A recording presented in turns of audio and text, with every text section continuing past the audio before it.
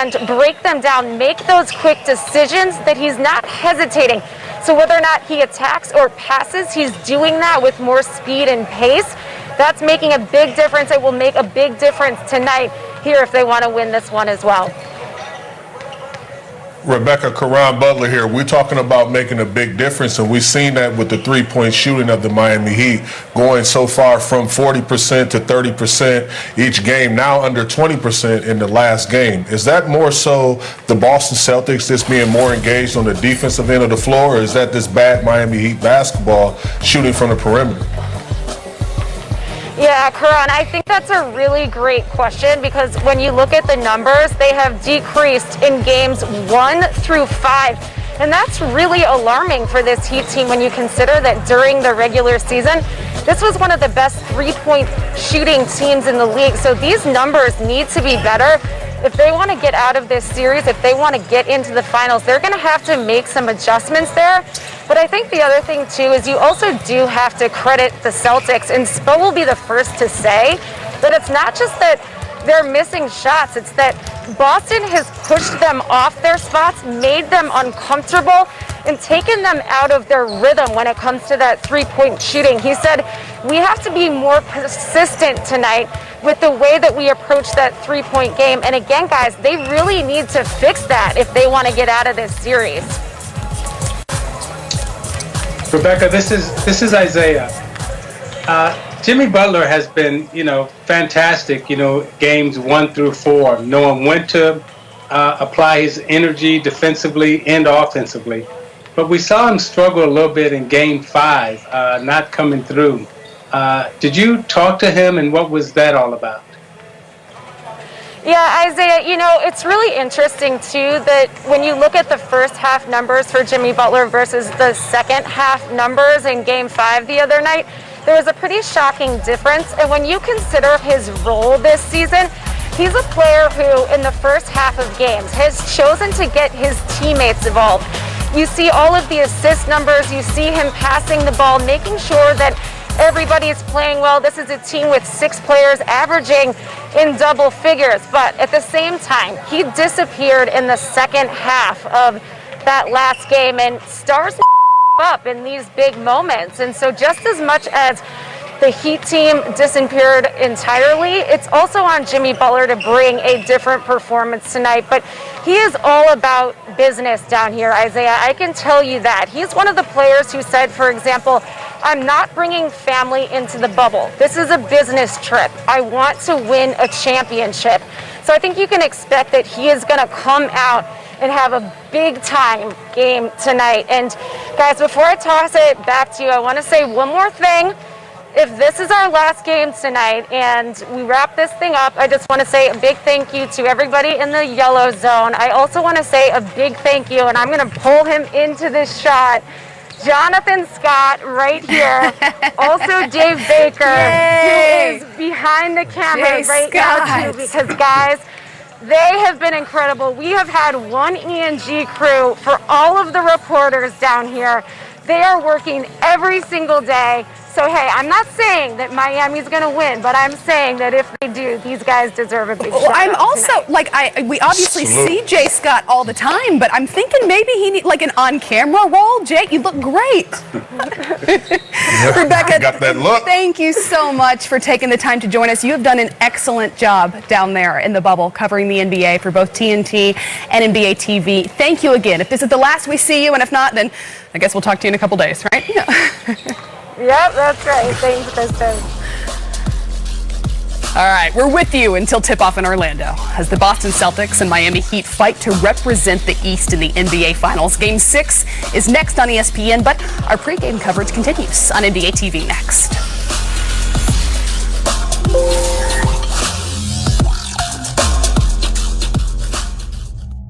With a 38-point triple-double with 16 rebounds and 10 assists, as LeBron and the Lakers advance to the NBA Finals, good for the 10th trip of his career. Now, here's that exclusive list of those with the most playoff triple-doubles in NBA history. LeBron sitting behind Magic Johnson, who last night acknowledged LeBron's promise to get the Lakers back into championship contention when he chose LA as a free agent. So here's more on the Lakers ahead of the franchise's first trip to the finals since 2010, starting with Coach Frank Vogel.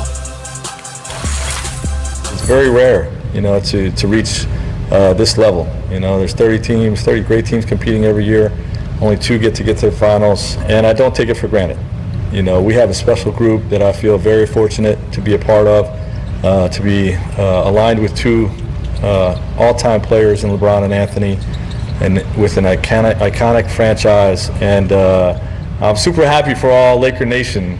I'm extremely proud to be a part of this franchise, getting back to where it belongs, and that's playing for championships and compete for championships and represent the Western Conference this year in the championship. So this is what I came here for. Well, I just feel like he's had a chip on his shoulder all year long, and to be in the Eastern Conference and get there as much as he had, now to come over to the Western Conference, I think is just an enormous accomplishment. He's empowered this whole group. When I first got here, he told me that he wants to give me my first ring, and I told him I want to get him back to the finals. I tell him all the time, I got your back, you got my back, and we don't want to let each other down. We want to win a championship. We're 4 wins away. The veteran leadership we have all around the board, it's a group of guys that don't care about accolades or care about getting their numbers or points or winning an MVP. It's a bunch of old guys that have been there before, just trying to get it done again. I'm just trying to play my part, give our guys a plan, make sure that everybody's playing together. And this run is about the Lakers family, who is used to being in this position, used to winning championships, and it's been a long time for them. So it's really just all about them. Karan, it can be difficult, if not impossible, to quantify what LeBron James still means to the game after 17 seasons. But as you watch the film, will you break down for me what made him so effective in Game 5, primarily in that fourth quarter stretch? Yeah, you know what? Just for the record, LeBron James is still the top dog in the association. Yeah. And here's a clear-cut reason why. If you see him coming off, getting airspace, a lot of people question his jump shooting. He's still able to knock down shots and keep you honest. Now, this is one hell of a basketball player and defender in Grant guarding him. He's going to elect to go under the screen right here. And I love the fact that LeBron just, take advantage of what he's given. He goes under, little airspace. I'm going to dial in, knock down the shot. Now, Dwight Howard been doing an excellent job at just searching out contact, and Green found the contact right there. Miscommunication, excellent job of LeBron just seeking out with his vision, Danny Green for an open three-point opportunity. And this is what I love right here. Look, size up. Now, immediately, all eyes on LeBron James. What's new? But look, this is a different script. He goes down to even better, higher percentage opportunity shot, getting into the paint and shooting right over the smaller Murray. Now, once again, Dwight Howard is in all these actions. He's going to lay a body on Grant, and LeBron is just going to come off, see a little airspace, size up Grant, excellent defender, and that's probably what the soundbite was after the game, just telling him, look, young fella, you gave me a lot of airspace, and I was able to pretty much just dominate. You're going to be good going forward. You just wasn't ready for this moment. And it's huge, man. LeBron is still the reigning king of the association right now. Isaiah, you and I had an interesting conversation prior to this show about if you played for the Lakers, who you'd prefer to play in the NBA Finals, or would you prefer the Heat or the Celtics at this point? When you're this dominant as a player and you're this dominant as a team, and when you're looking at Anthony Davis and LeBron James going into the next series, whether they play Boston or Miami, they are coming in with the 2 best players in the series on the same team. So regardless of if you're playing Miami or Boston, you got the 2 best players walking into the series on the Lakers team. Normally you walk in with the best player. Very rarely do you walk in with the 2 best players in the series. And that's what the Lakers are walking into and coming into the series with. Boston or Miami will be formidable, but, they'll be favored. And, we're looking at Rondo here. We failed to mention that you're also walking in with the smartest point guard in the series that will be playing, whether it be Miami or Boston, whoever the Lakers play against. So from an basketball IQ standpoint, LeBron and Rondo will be the two smartest players playing. And then they'll have the two best players in terms of Davis and LeBron James facing Miami or Boston. Karan? Man, LeBron James is 4 wins away from creating even more history and adding on to that impressive resume of his. I do not see no one getting in the way. You may go 6, whether it's Miami or the Boston Celtics, but LeBron James just see, light at the end of the tunnel. Which actually Christmas basketball has been canceled. We did hear that recently. All right, we've got to take a quick break, but playoff. Come out with energy, share the ball, play defense from the first second, and we got to take the game. We can't wait that Miami going to give it to us. Let's talk a little bit more about that, Zeke. What worked so well for Tice, not only in the pick and roll with Kemba, but his screen setting that helped free up his offense? Well, with Tice, with Miami playing the zone, the big man gets to be big again. He gets to play inside. So here you see the screen coming from inside the paint. Now the screener gets the shot against the zone. So he's able to take shots within the paint. And then if the screener sets a good screen, again, he's coming from inside out. Now he sets a good screen. Butler can't read the screen. Kemba comes off, knocks down the shot. Playing against a zone allows the big men to actually use their size, use their weight inside the painted area. Thus, you see the numbers 15, 13 rebounds. He's able to get back into his comfort zone. What has happened in the NBA, the big man has basically become a perimeter player, and it negates his size. Now that Miami is playing a zone, the big man gets to use size and weight as an advantage, and that's what's made him so successful. And he added 3 blocks as well, Karan. How important could Tice be defensively, that defensive presence on the other end of this series? I think it's going to be huge just because he's a hybrid and like all the things that Zeke touched on, but he brings that energy and that motor that's desperately needed. So when you have those drop-offs from a scoring standpoint, he's out there doing some of the little things, which are largely huge things that sometimes don't show up in the box score that kind of elevates them, in those droughts to get them over the hump to get a quality win, and they definitely need one tonight. Well, as I've mentioned several times, we're with you until tip-off in Orlando, and now it's just about a half an hour away as the Celtics are looking to extend this series, and of course, the Miami Heat are looking to end it. Playoff Central Live, presented by AT&T 5G, continues. To NBA Countdown, presented by Mountain Dew. Game 6, Celtics Heat, it is on. So much excitement in this building tonight. I am Rachel Nichols. I am here with 2016 NBA champ Richard Jefferson. Yes, sir. You have been to the finals 4 times. Both of these teams would like to get here, and we were in the building the other night when the Celtics blew the doors off the second half of Game 5. Are you a believer in momentum? Do you think they can carry that into this game tonight? I do believe some momentum, is applied here, but ultimately the Boston Celtics are trying to put out a 48-minute game, and I don't think they've done that yet. You've seen Jason Tatum struggle in the first half, struggle in first quarter, but ultimately, if they can put together a 48-minute game tonight, that could really force a Game 7. I mean, they're just so deep talent-wise. Even Jimmy Butler has said, hey, they're more talented than we are, but the Heat rely on the fact that they feel that they outwork everybody else in this bubble. Yeah. And they take everything very personally. We heard Bam Adebayo after the last game said this loss was his fault. Yes. Do you think that that's fair? Well, for people that didn't watch the last game, Daniel Tice and Enes Kanter combined for 25 and 17. Those are ungodly numbers. And so, when you think about those guys, Bam takes that personally. And I think that sends a message to his team. You want your leaders to take ownership for losses because you know that this is a team game. But I think everyone's listening to what he's trying to say. He says that I have to be better. We have to be better as a team. So I actually like the fact that he's trying to take a little bit of ownership there. All right, real quick, who you got?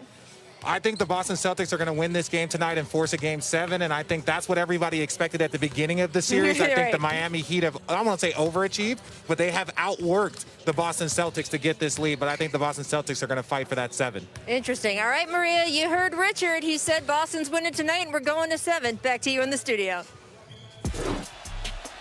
By now, everyone is aware that the Celtics are 17-1 when Jaylen Brown scores 25 points or more, but not many know why.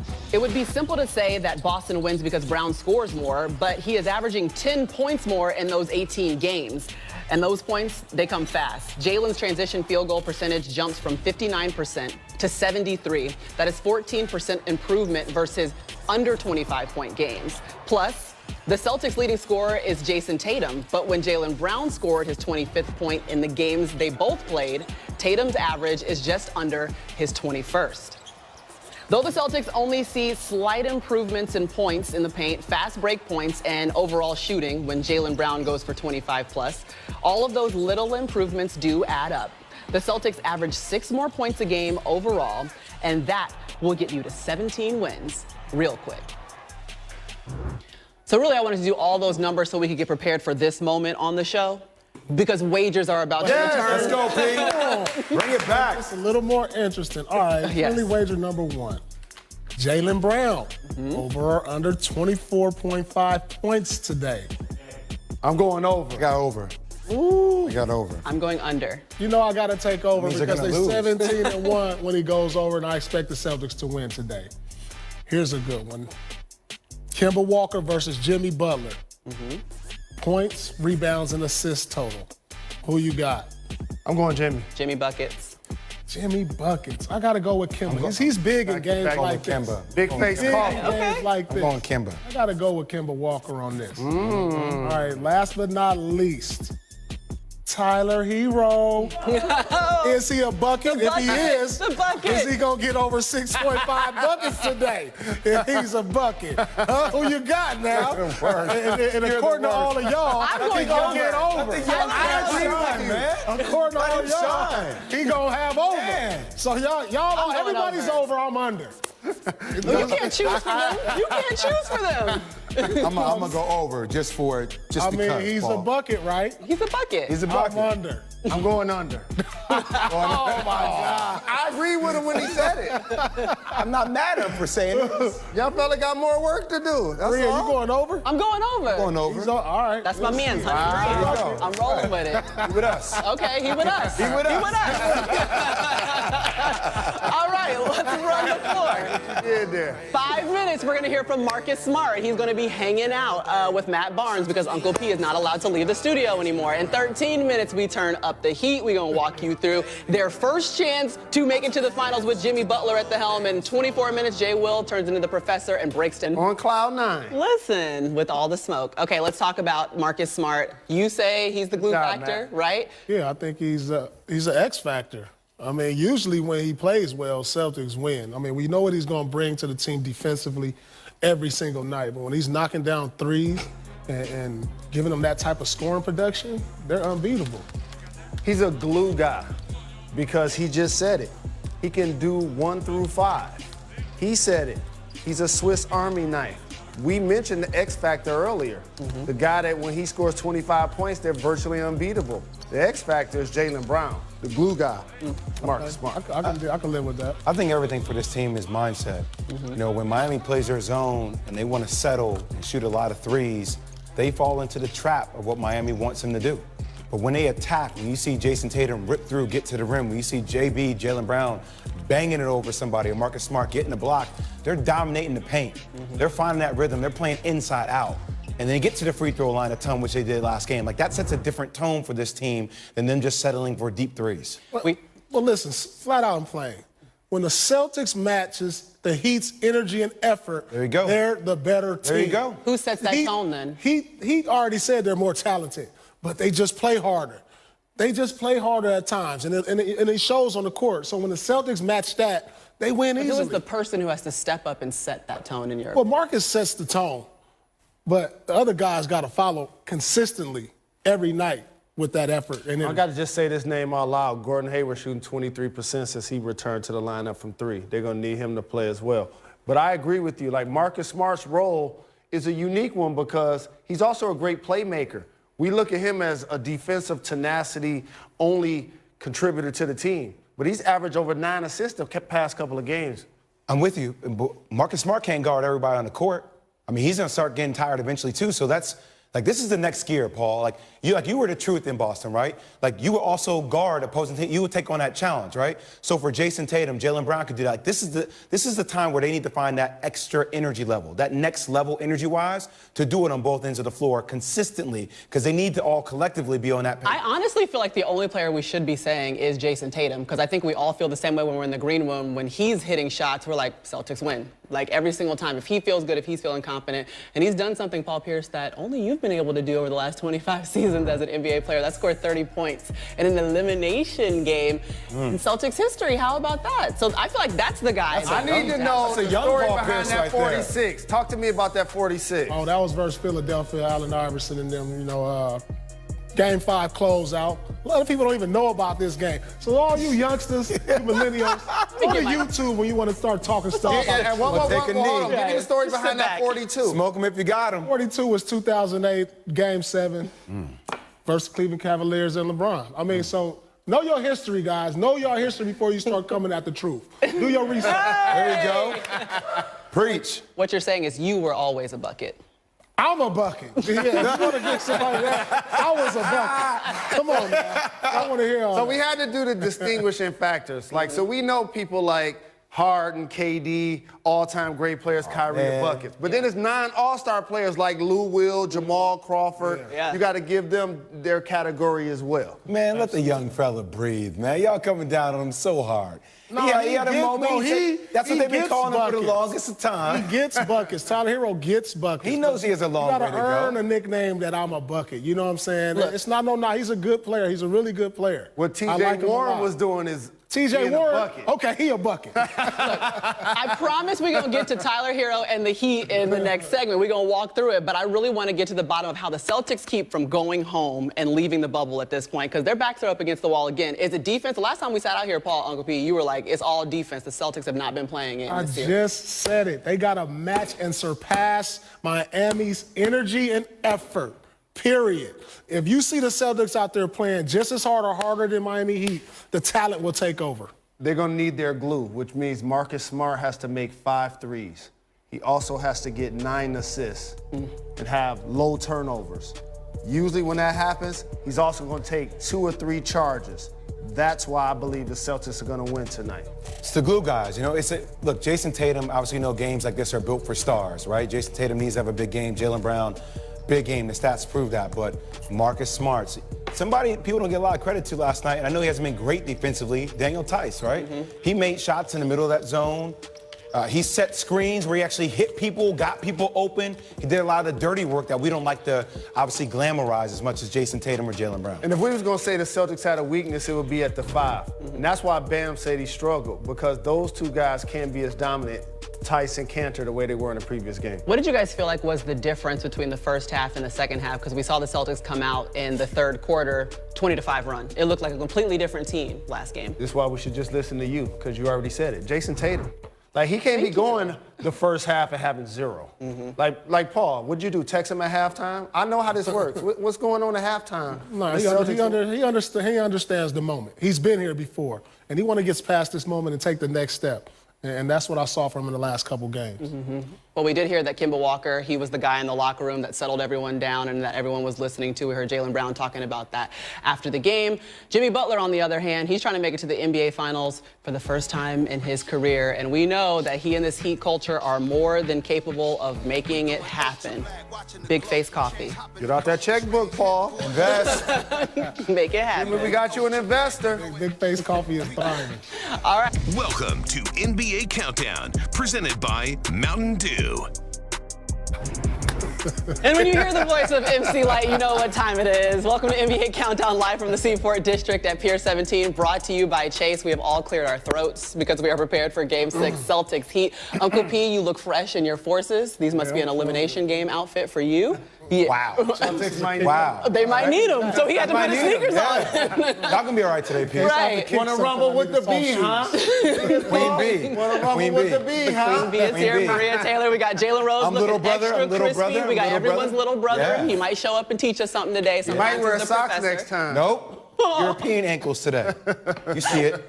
The good news is we were all sitting at home and enjoying a game in the Western Conference Finals, and we were able to see the Lakers advance to the finals for the first time since 2010. I can still hear LA cheering from here in New York City. They got the win 117-107 over the Nuggets, and really LeBron James just put in a casual 38 points, 16 rebounds, and 10 assists. And never forget, he is 35 years old, playing in his 17th season, and put this game on his back in the fourth quarter. The most amazing part of LeBron's performance, though, is probably the fact that we've actually seen it before. Saturday marked the fourth time in his career he has led both teams outright in points, rebounds, and assists in a series-clinching win. All other players in NBA postseason history have combined to do this just twice. So the question is, how should we define, or how should we view his 10th appearance in the finals, Jalen?